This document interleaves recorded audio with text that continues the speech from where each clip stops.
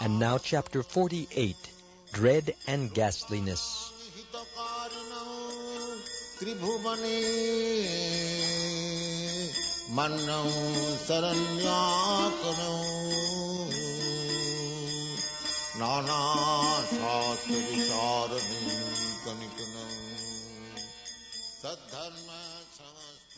Dread. In ecstatic love for Krishna, in dread, there are two causes of fear, either Krishna himself or some dreadful situation for Krishna. When a devotee feels himself to be an offender at Krishna's lotus feet, Krishna himself becomes the object of dreadful ecstatic love. And when, out of ecstatic love, friends and well-wishers of Krishna apprehend some danger for him, that situation becomes the object of their dread. When Riksharaj was in front of Krishna fighting and suddenly realized that Krishna is the Supreme Personality of Godhead, Krishna addressed him thus, quote, "My dear Riksharaj, why is your face so dry? Please do not feel threatened by me. There is no need for your heart to tremble like this. Please calm yourself down. I have no anger toward you. You may, however, become as angry as you like with me to expand your service in fighting with me and to increase my sporting attitude." Unquote. In this dreadful situation, in ecstatic love for Krishna, Krishna himself is the object of dread. There is another instance of a dreadful situation with Krishna as the object as follows.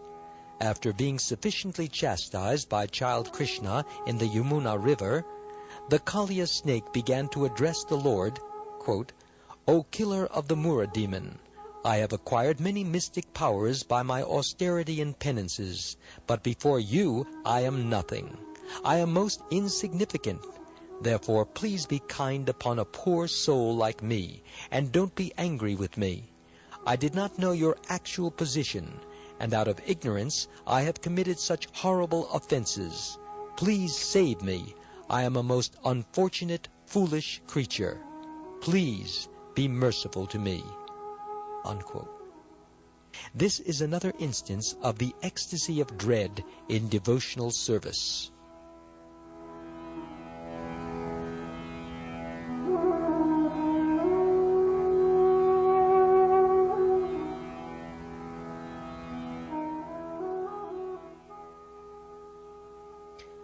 When the Keshi demon was causing disturbances in Vrindavan by assuming a large horse's body that was so big that he could jump over the trees, Mother Yashoda told her husband, Nanda Maharaj, quote, "Our child is very restless, so we had better keep him locked up within the house. I have been very worried about the recent disturbances of the Keshi demon, who has been assuming the form of a giant horse." Unquote. When it was learned that the demon was entering Gokul in an angry mood, Mother Yashoda became so anxious to protect her child that her face dried up, and there were tears in her eyes. These are some of the signs of the ecstasy of dread in devotional service, caused by seeing and hearing something that is dangerous to Krishna. After the Putana witch had been killed, some friends of Mother Yashoda inquired from her about the incident. Mother Yashoda at once requested her friends, quote, "Please stop, please stop. Don't bring up the incident of Putana. I become distressed just by remembering this incident. The Putana witch came to devour my son, and she deceived me into letting her take the child on her lap. After that, she died and made a tumultuous sound with her gigantic body." Unquote. In the ecstasy of devotional service in dread, the unconstitutional symptoms are drying up of the mouth, exuberance, glancing behind oneself, concealing oneself, bewilderment, searching after the endangered, lovable object, and crying very loudly. Some other unconstitutional symptoms are illusion, forgetfulness, and expectation of danger. In all such circumstances, the ecstatic dread is the steady or constant factor. Such dread is caused either by offenses committed or by dreadful circumstances. Offenses may be committed in varieties of ways, and the dread is felt by the person who has committed the offense. When dread is caused by a fearful object, this fearful object is generally a person who is fearsome in his features, nature, and influence. An example of an object which caused ecstatic dread is the Putana witch. Dread may be caused by mischievous demoniac characters such as King Kamsa, and it may be caused by great powerful demigods such as Indra or Shankara.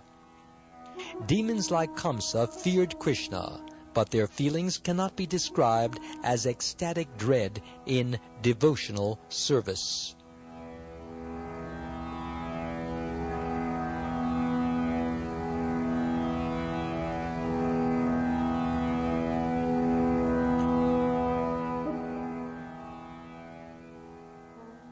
Ghastliness.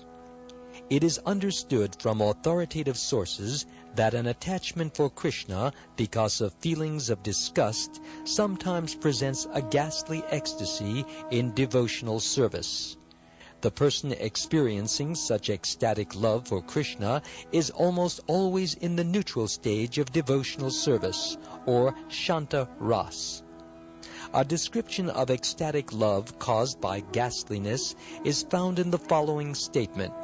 Quote, "This person was formerly interested solely in the matter of lust and sense gratification, and he had perfected the greatest skill in exploiting women to fulfill his lusty desires. But now how wonderful it is that this same man is chanting the names of Krishna with tears in his eyes, and as soon as he sees the face of a woman, he immediately becomes disgusted. From the indication of his face, I would think that now he hates sex life." Unquote. In this mellow of devotional service in ghastliness, the sub-ecstatic symptoms are spitting upon the consideration of one's past life, contorting the face, covering the nose, and washing the hands.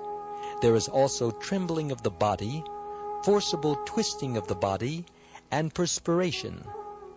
Other symptoms which may be present are shame, exhaustion, madness, illusion, frustration, humility, self-pity, restlessness, eagerness, and stunning of the body. When a devotee, lamenting for his past abominable activities, shows special symptoms on his body, his feeling is called ecstasy in devotional service in ghastliness. This is caused by the awakening of his Krishna consciousness.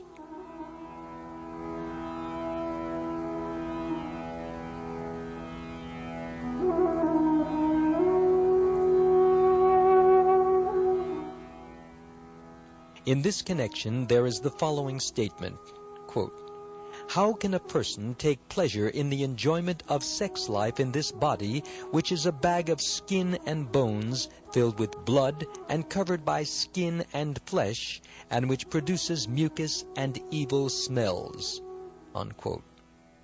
This perception is possible only for one who is awakened to Krishna consciousness and who has become fully cognizant of the abominable nature of this material body. A fortunate child in the womb of his mother prayed to Krishna as follows, quote, "O enemy of Kamsa, I am suffering so much because of this material body.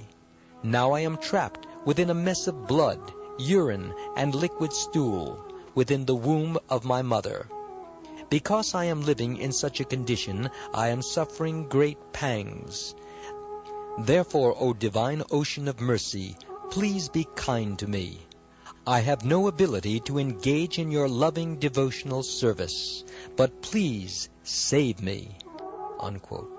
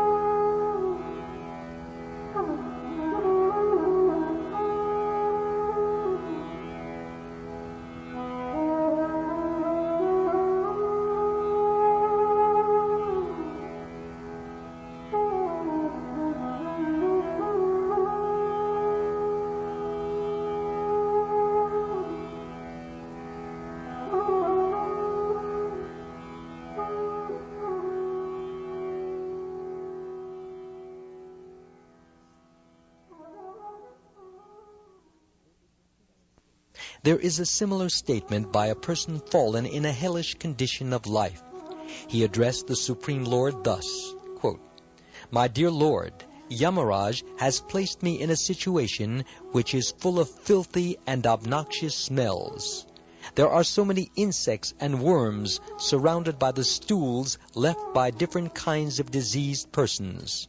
And after seeing this horrible scene, my eyes have become sore, and I am becoming nearly blind. I therefore pray, O my Lord, O deliverer from the hellish conditions of life. I have fallen into this hell, but I shall try to remember your holy name always, and in this way I shall try to keep my body and soul together." Unquote. This is another instance of ecstatic love for Krishna in an abominable situation. It is to be understood that any person who is constantly engaged in chanting the holy names of the Lord, Hare Krishna, Krishna Krishna, Hare Hare, Hare Rama, Rama Rama, Hare Hare, has attained a transcendental affection for Krishna, and as such, in any condition of life, he remains satisfied simply by remembering the Lord's name in full affection and ecstatic love. In conclusion, it may be stated that ecstatic love for Krishna in ghastliness appears during the development of dormant neutrality into developed affection.